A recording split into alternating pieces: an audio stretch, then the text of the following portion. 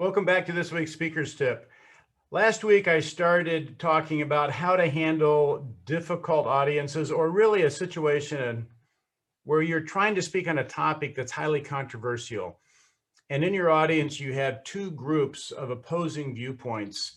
And if we look at this with today's social issues, you could run anything from abortion to gun control to the Democratic and Republican parties are very, very split here in the US. We have social issues from everything from immigration to healthcare to racism, all the different issues that are going on in society today that we might have to actually speak to a group that not only are the viewpoints different, but it's what I call it's a highly volatile, or there's like a lot of emotional charge, like a stored up charged energy in the thing that people will erupt on. How do you address that? How do you go in as a speaker, and how do you to bring some stability to the area? And what I touched on last week was the fact that we have to take a high ground. We have to build agreement amongst the group. And really the fundamental is you're not going to get anywhere in life, period, making people wrong for their viewpoints. Just look at human nature. Look at what you do when somebody tries to tell you you're wrong. Most of us have a tendency to double down on the fact that we're right. And we're going to tell you why we're right, because in my experience, personal experience, and my experience with people from all over the world, nobody really likes being wrong. It's just fundamental of life, okay?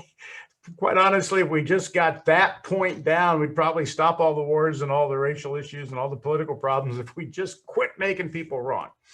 But what I want to talk about today is the use of an effective story, or potentially we'll say facts in some way. And I have some background in speaking on these issues. For 3 years, I debated federal tax policy to bring out a new tax system that was more fair than our current tax system in the US. And for 7 years, I worked in international human rights, specifically on religious freedom issues. And I've shared that I wasn't pushing a specific religion, just the fact that everybody should be free to practice their religion, the religion of their choice. So in those cases, a lot of times I would tell a story that people could relate to. And if you tell a good story that makes your point, you build agreement around that. And what you want to do is put something down that's going to address the issue that's going to cause them not to listen to you.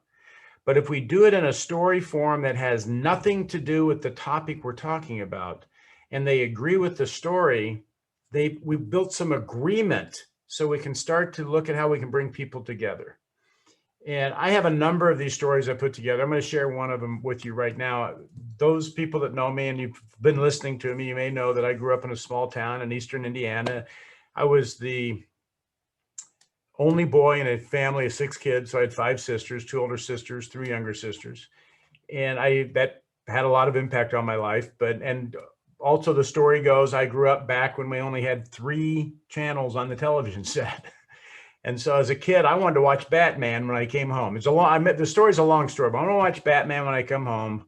But my oldest sister had gone over to a friend's house and spent the night several weeks earlier. And her friend had told her about a movie called Dracula, about this guy that turns into a bat, flies in the window and in the middle of the night and and sucks all the blood out of your neck.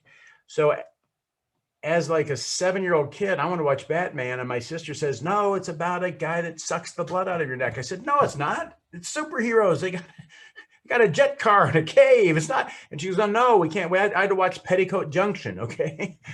So I could never get my sister to allow me to watch Batman until I got down in front of the TV set one time and turned it on. And then she came in and I was already watching it. So I tell this story, and then she goes, what is this? And I don't say anything. And then she hears that Batman,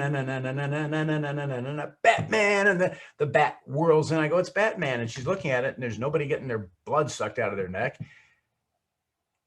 And I got to watch Batman after that. So that story, and again, I have a whole different way I tell it in my talks. I was 7 years old when I learned how people will make decisions about things in life with never having observed them. And then just simply make the point, in order to make a correct decision, we need to observe the actual thing we're making a decision on and not just listen to other people. We need to go look at it. And until I got my sister to look at Batman, she'd listened to her friend and had a misconception about what we were dealing with.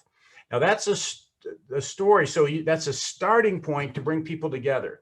Let's look now at the facts that we're dealing with. Let's look at the issues. Let's look at what's going on, but let's not bring that opinion in that has not been observed in some component. So there are probably 1,000 stories you could come up with to handle these difficult situations, and why you're passionate about this. The other thing I would say with the story and everything, when you're talking to a group where there's the opposing issues, I've talked about don't make them wrong, acknowledging them for their issues, acknowledge them is what I'm trying to say, acknowledge them for the viewpoint they have, acknowledging them for the goodness, the rightness that they have and what they're trying to accomplish. And we want to come together and accomplish this together in some way.